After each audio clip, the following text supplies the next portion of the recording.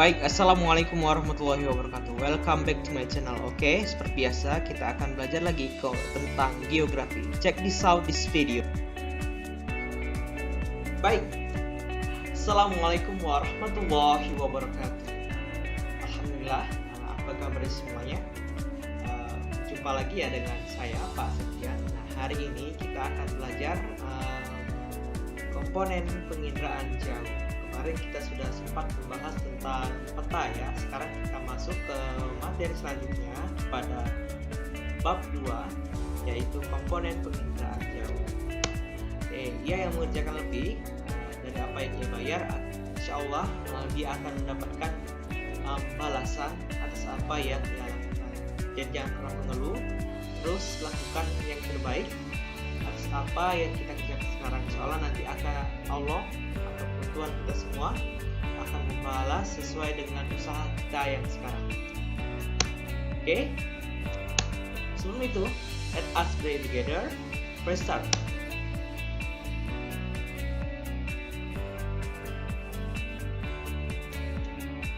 Oke, pray finish. Oke, kita ke slide selanjutnya. Kita mulai ya. Oke, yang pertama-tama, pernahkah kita pikir dari mana gambar permukaan bumi itu berasal ya?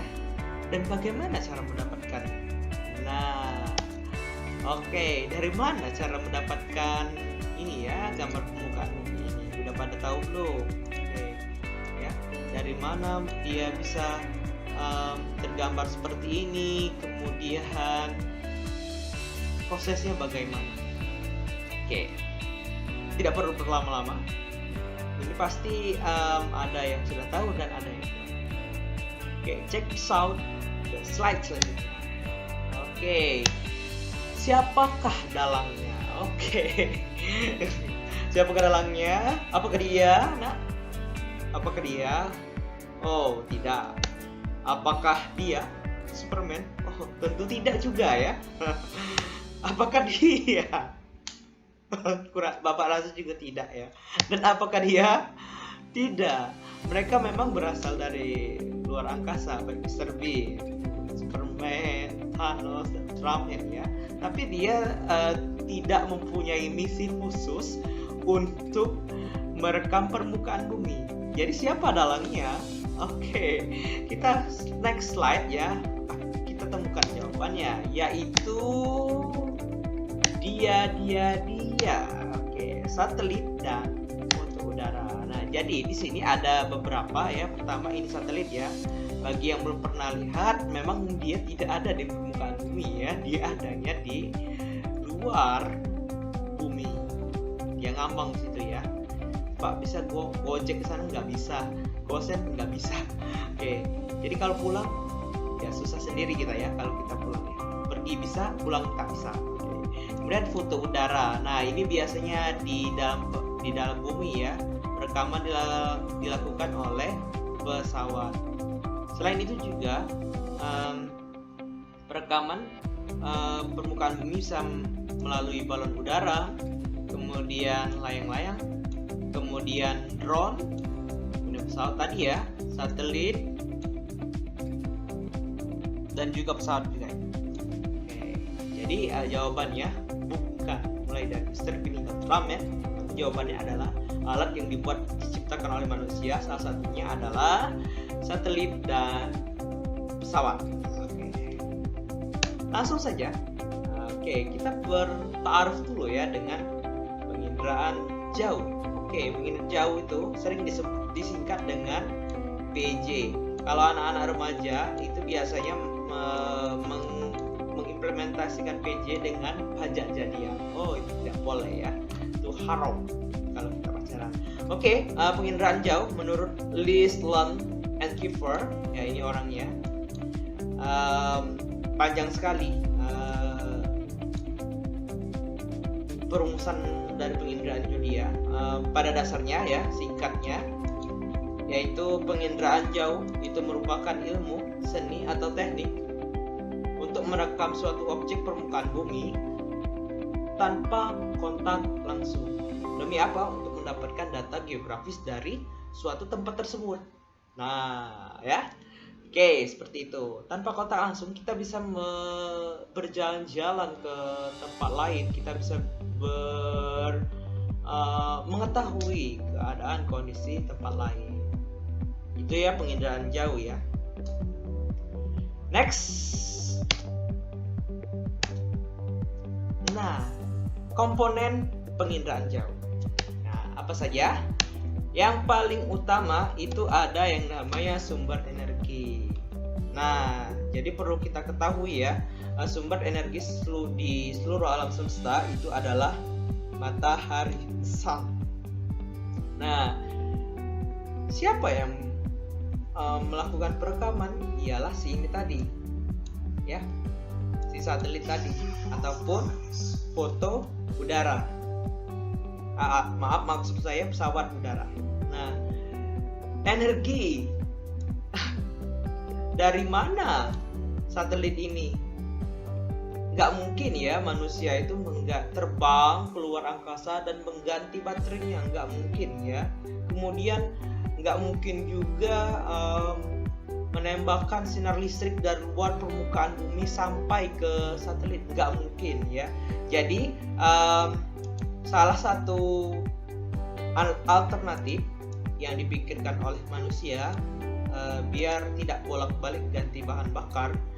Jadi di satelit itu terdapat yang nama sayap-sayap ya, ini Bapak saya ingkari. Nah, sayap-sayap ini tugasnya menangkap sinar matahari dan diubahnya sebagai energi untuk mengelilingi permukaan bumi untuk mendapatkan data geografisnya. Nah, jadi satelit ini dia bekerja siang dan malam, bukan seperti lagu Saikoji ya, siang malam ku selalu. Oke, kalau PJ sistem pasif ataupun sistem pasif ini dikenal dengan istilah perekaman pada saat siang hari. Nah, jadi pada siang hari satelit ini tetap berjalan, namun ia sembari merekam, dia juga menyimpan energi sinar matahari dan dimanfaatkannya untuk berputar mengitari permukaan bumi pada malam hari. Nah, jadi ketika malam hari nggak ada yang namanya sinar matahari ya, adanya bulan. Nah, sistem itu disebut dengan sistem aktif, di mana perekaman data pada malam hari itu dilakukan oleh sang satelit. Nah, jadi sinar matahari itu diubahnya sebagai energi pada siang hari. Ibarat tuh kalau HP ya, PJ sistem pasif ini kalian memfoto suatu objek itu dengan mengecas HP tersebut. Nah, kalau dengan PJ sistem aktif, nah setelah kalian mengecas Android kalian tersebut, kalian cabut, nah kalian foto suatu objek, nah itu bisa tanpa dicas itu dianggap sebagai PJ sistem aktif. Seperti itulah contoh sederhananya ya, ini PJ sistem pasif dan PJ sistem aktif. Nah, ada lagi yang namanya atmosfer ya. Jadi kalau di permukaan bumi itu ada yang namanya atmosfer ataupun lapisan udara. Nah, lapisan udara ini nanti akan saya jelaskan lagi pada pertemuan semester 2 ya. Ada 5 atmosfer. Nah, salah satunya fungsi atmosfer di sini dia berperan penting sebagai wadah untuk mentransmisikan spektrum elektromagnetik dari sang satelit ini. Jadi spektrum elektromagnetik yang diterima di bumi dipengaruhi oleh atmosfer. Seperti itu.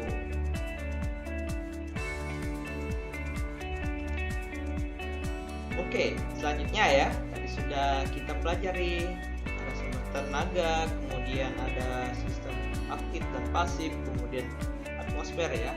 Kemudian di komponen penginderaan jauh juga dikenal dengan istilah objek. Nah, objek ini apa nih? Kalau di permukaan bumi itu terdapat yang namanya objek permukaan bumi. Nah, biasanya kalau kita lihat, kita keluar dari rumah itu terdapat banyak sekali objek yang ada di permukaan bumi. Salah satunya contohnya bangunan ya, bangunan, rumah, kemudian ruko, kemudian ada pohon-pohon, danau, laut, semuanya itu merupakan objek dari permukaan bumi ya. Jadi segala sesuatu yang ada di permukaan bumi ataupun kenampakannya itu direkam oleh satelit ataupun wahana. Oke, saya lupa tadi. Nah, satelit, kemudian foto udara, pesawat, balon udara itu disebut dengan wahana ya.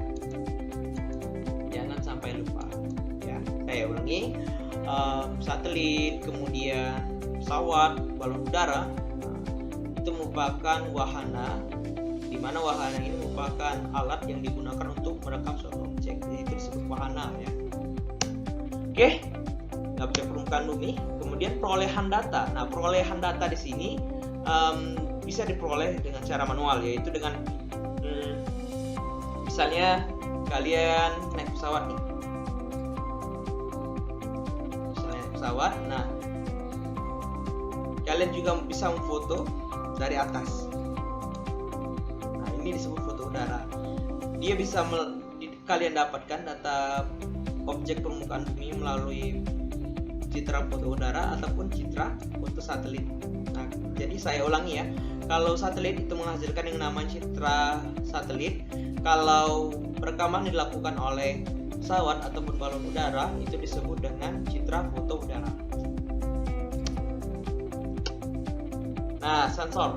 Nah, sensor ini biasanya digunakan untuk melacak, mendeteksi, dan merekam objek-objek permukaan bumi yang jauh. Nah, biasanya sensor di sini terdapat pada kamera-kamera untuk merekam suatu objek. Contohnya di Android kalian itu ya. Nah, di HP kalian itu ada kamera. Nah, di kamera tersebut ada yang namanya sensor.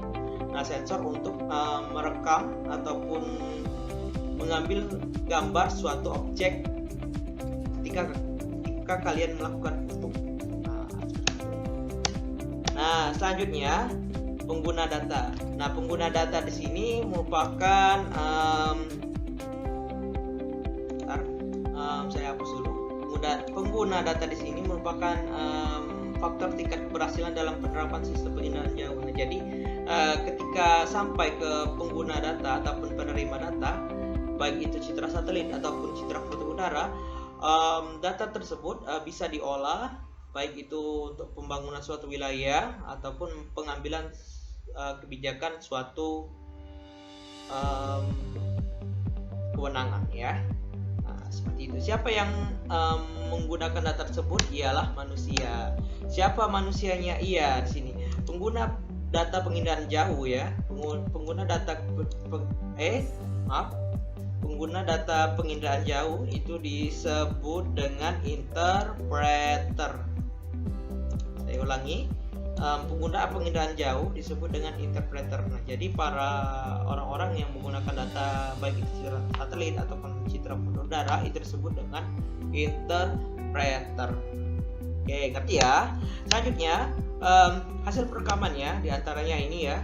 Oke, ini dari citra foto satelit. Kalau citra foto udara biasanya dia agak cembung dan skalanya skala yang sangat besar. Masih ingat ya, kalau ini biasanya berskala besar, biasanya 1:10.000 misalnya ya. Nah, kalau yang ini skalanya besar, kalau yang ini skalanya kecil. Biasanya skala citra foto satelit sekitar seperti ini biasanya 1:1 juta. Oke, ngerti ya sampai sini? Oke, see you next time. Sebelum itu kita tutup dengan doa kafaratul majelis. Subhanallah. Oke, see you next time. Saya akhiri. Wassalamualaikum warahmatullahi wabarakatuh.